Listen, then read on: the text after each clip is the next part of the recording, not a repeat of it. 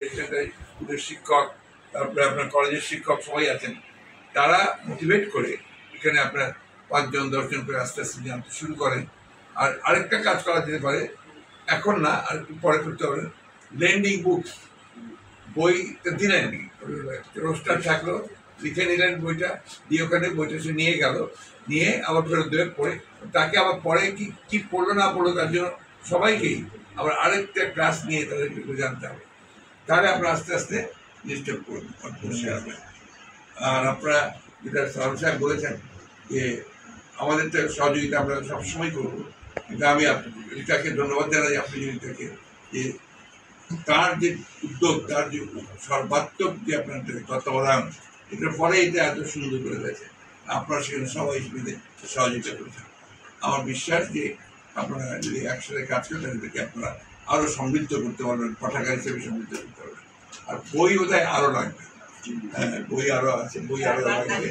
আর শুধু মানে আমাদের বইগুলোই রাখবেন না, এখানে সব ধরনের বই মানে অন্যান্য মনীষীদের জীবন, অন্যান্য রাজনীতিবিদদের জীবন, এগুলো এখানে থাকা উচিত। বাংলাদেশের যারা ইম্পর্টেন্ট মানুষ তাদের বইগুলো থাকা উচিত।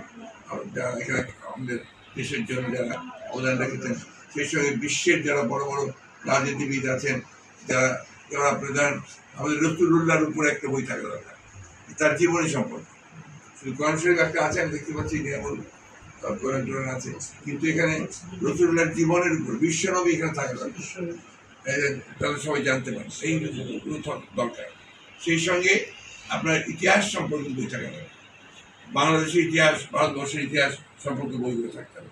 এগুলো কালেকশন করতে হবে, কিন্তু উদ্যোগ নিয়ে আমি ওই জন্য যারা প্রেজেন্ট সাইটে আছেন তাদেরকে অনুরোধ করবো যে আপনার ব্যক্তিগত উদ্যোগ, লাইব্রেরিয়ান কে এখানে আমি ও আপনি লাইব্রেরিয়ান, আচ্ছা পড়াশোনা করছেন কত?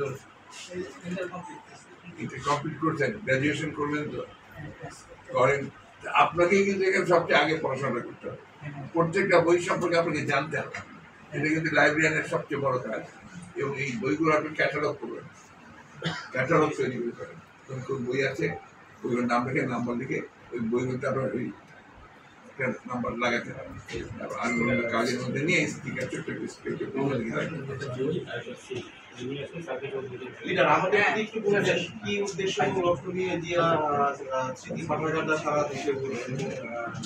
লক্ষ্য তো একটাই, সেটা হচ্ছে আপনার এই মানুষদেরকে ইতিহাস সম্পর্কে জানানো এক নম্বর, 2 নম্বর হচ্ছে যে জ্ঞানের ভান্ডারকে আরো সমৃদ্ধ করা, এটা আপনার সবচেয়ে বড় জরুরি।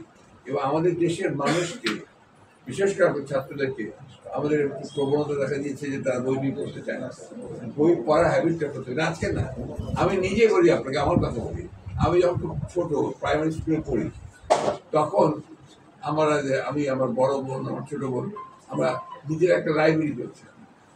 আমরা যে পয়সা পেতাম সে পয়সা বাঁচিয়ে আমরা বই কিনে আমরা একটা নিজের আমাদের বাসায় আমরা একটা লাইব্রেরি তৈরি করতাম। এই যে টেন্ডেন্সি ছিল তো আমার, ওই প্রবণতা, বই পড়তাম, নতুন বই আসলেই বই কিনে বই পড়তাম। এই জিনিসগুলো আপনার এখন একেবারেই নাই। এখন তো আপনার মোবাইলে সব কিছু পাওয়া যায়, মোবাইলে যেটা পায় আর বইয়ের মধ্যে অনেক পার্থক্য, অনেক পার্থক্য। আপনি একটা বই পড়লে অনেক জিনিস জানতে পারবেন। ইতিহাস জানা দরকার, দেশের ভূগোল জানা দরকার, রাজনীতি জানা দরকার, আর সেই সঙ্গে আপনার বিজ্ঞান ছাত্র যারা বিজ্ঞান সম্পর্কে জিনিসগুলো জানা দরকার, আবিষ্কারগুলো সম্পর্কে জানা দরকার, সমাজকে জানা দরকার। সব মিলিয়ে আপনার একটা জ্ঞানের যে ভান্ডার সেটাকে বিস্তৃত করা, সেটা খুব বেশি জরুরি। এই জন্যই পাঠাগারের চিন্তাটা সেটাই, শুধু জিয়াউর রহমানের বই এখানে না, বা বিএনপির রিলেটেড বইপত্রই না, জাতীয়তাবাদীদের বইপত্র, এখানে সব ধরনের বই, সব চিন্তা আপনার শত ফুল ফুটবে তার চিন্তার মধ্যে আসবে। এই জিনিসটাকে এখানে আপনার করা প্রয়োজন আমি মনে করি। এটা ভাই অপ্রাসঙ্গিক করেন না প্লিজ, ওইখানে যাবেন।